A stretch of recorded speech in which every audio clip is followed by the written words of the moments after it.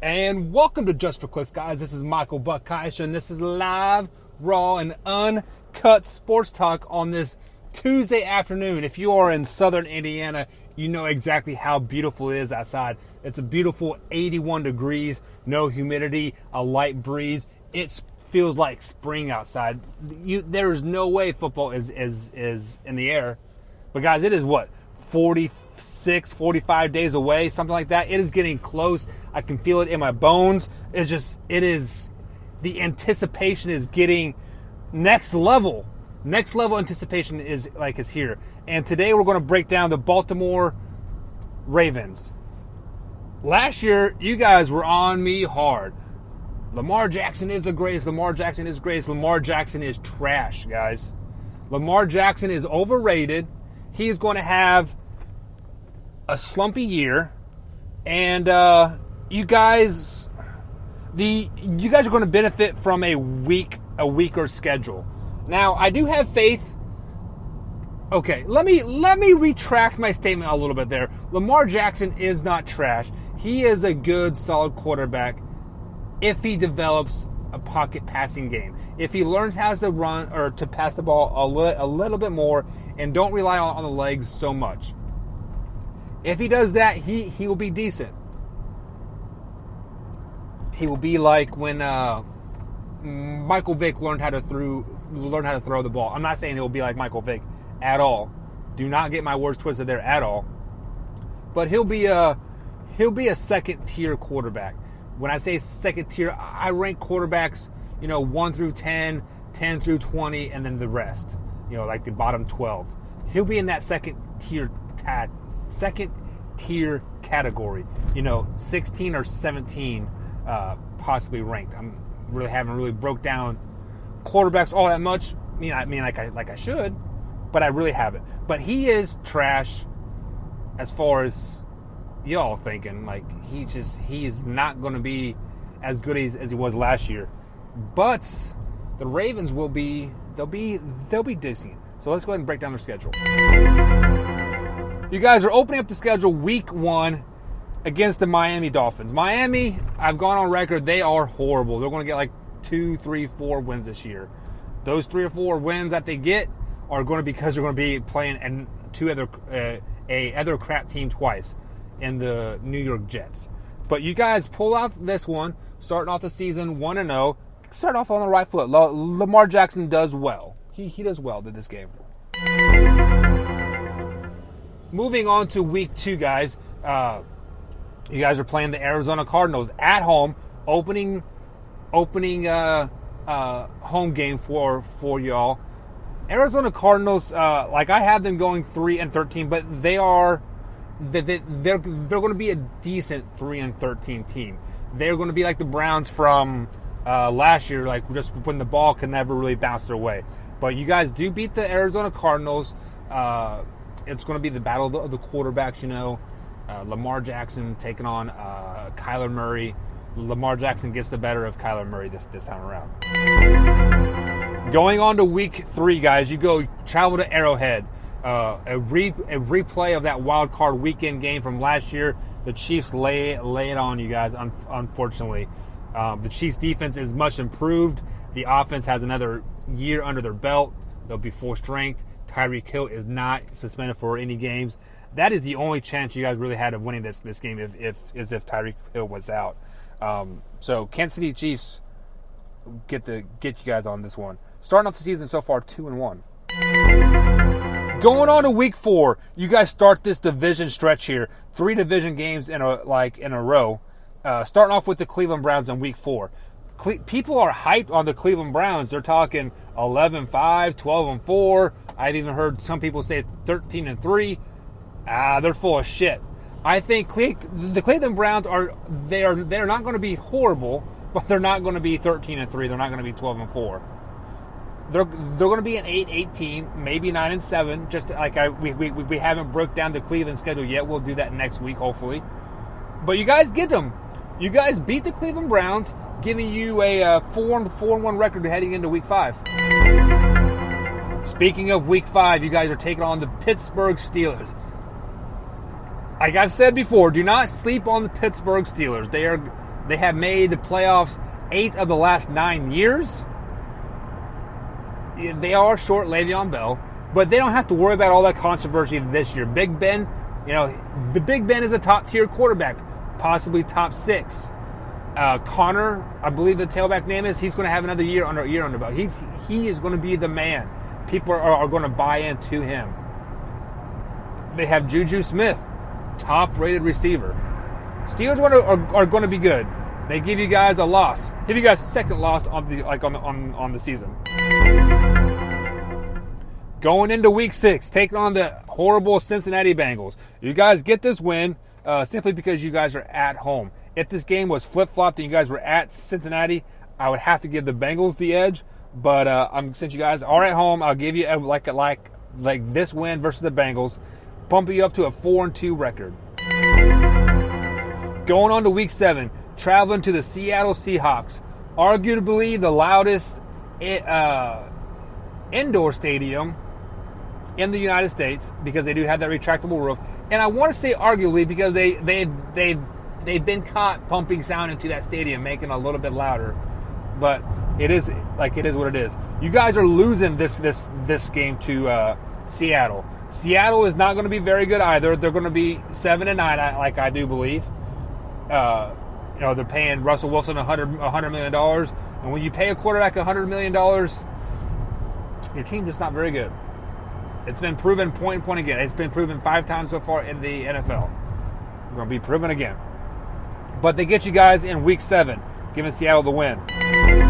Going into your bye week, you guys are coming off the bye week in Week 8, going into Week 9, taking on the Patriots. At least you're at home, so it's going to be a decent game. But I think the Patriots get the better of you guys in this midseason battle. This is a must-win, though. If you guys can upset the Patriots, I think you guys have a pretty good shot at the playoffs. But I think you guys are going to lose this one. Week 10, you travel to Cincinnati. If this game was 4 weeks ago, and you guys were at Cincinnati then, I would have gave Bengals the win. But the Bengals have kind of already folded up shop. They're going into Week 10. You guys get this win. You guys beat the Bengals. Week 11, you welcome the Houston Texans into town. Houston's going to be that division that the Houston Texans are in. It's a solid division. They're going to be beaten up. They're going to be tired. Every game in the AFC for Houston is a must win. So they're playing with a little bit of sense of urgency, and they get tired. And you guys beat them. I give you guys this 2-game win streak by beating Cincinnati and beating Houston back-to-back weeks. The next week, Week 12, you're traveling to Los Angeles to take on the Rams. The Rams are just too good for you guys. I don't think that you guys can really hang with the Rams offense, to be totally honest, and their defense is still pretty good. Give the Rams this one. Week 13 had me scratching my head a little bit. I've seen a lot of experts, I want to use those air quotes and say that word lightly, experts, that say San Francisco is going to be pretty good. The only thing they really improved is their quarterback situation in Jimmy Garoppolo. Yeah, when he was traded from the Patriots to the 49ers, he won, 4 straight games?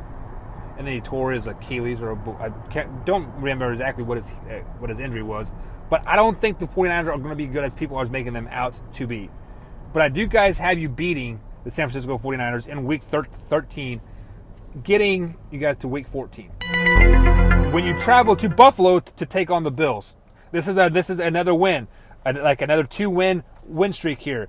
So you guys have won 4 out of your last 5. Doing good things here. Buffalo Bills are what do I have them at?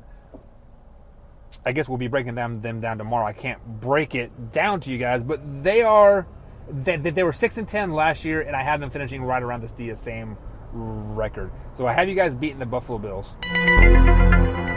Finally back home, taking on the New York Jets, the horrible New York Jets. That's a win. The only thing the Jets have is Le'Veon Bell. They have 7 tailbacks. Le'Veon Bell, Ty Montgomery. They drafted a couple. They have a few on the roster still. You guys get the Jets win, though. Jets are horrible. Week 16. This is a huge matchup. You guys have one division loss. Take on the Cleveland Browns, which they at this point in time they will probably have one division loss as well. This is a must win, but you guys do not pull it out. You guys just have not learned how to win yet. Have that experience, like I guess. So I'm giving the Browns this one because the Browns just want it a little bit more. They have a little bit more depth, a little bit more talent around them. Moving to Week 16, I like you guys' end of the schedule. You play, three division teams kind of in that last in that last month. The last game of the Steelers, or the last game of the season, is against the Steelers, and it could quite possibly be for the division championship. Like I said, I haven't broke down the Cleveland Browns or the Pittsburgh Steelers yet, but it's a very good possibility this could be for the division championship.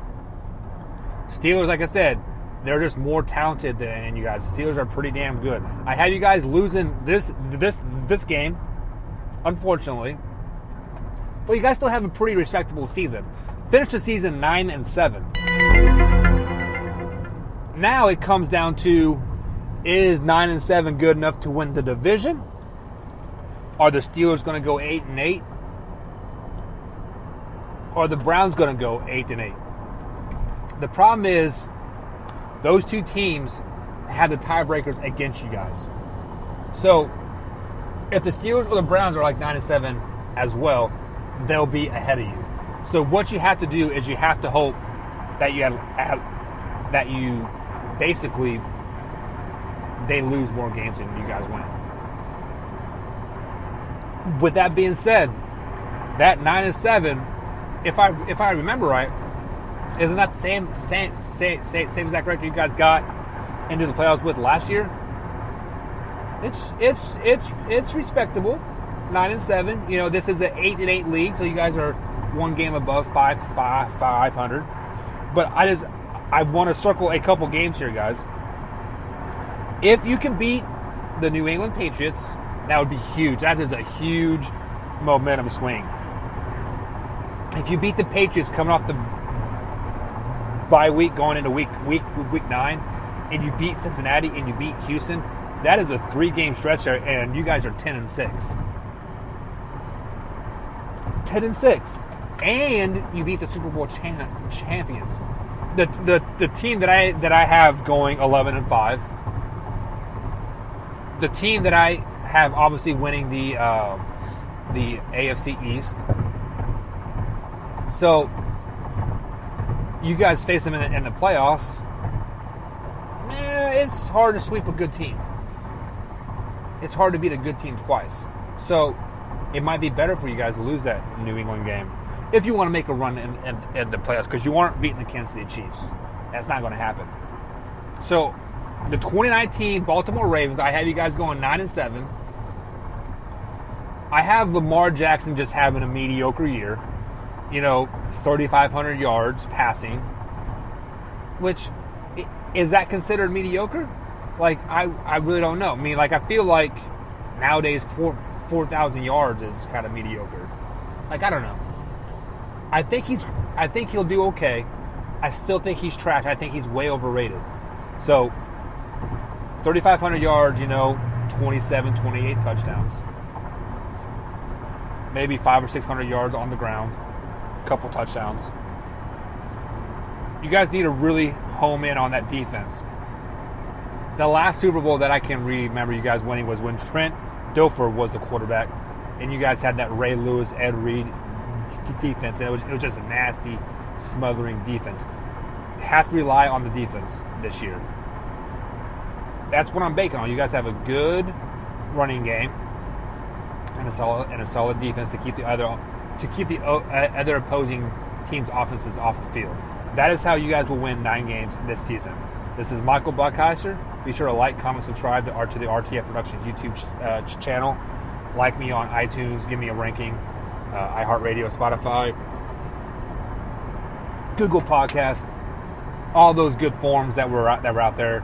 But have a good day. And tomorrow it is Buffalo Bills time. So we out.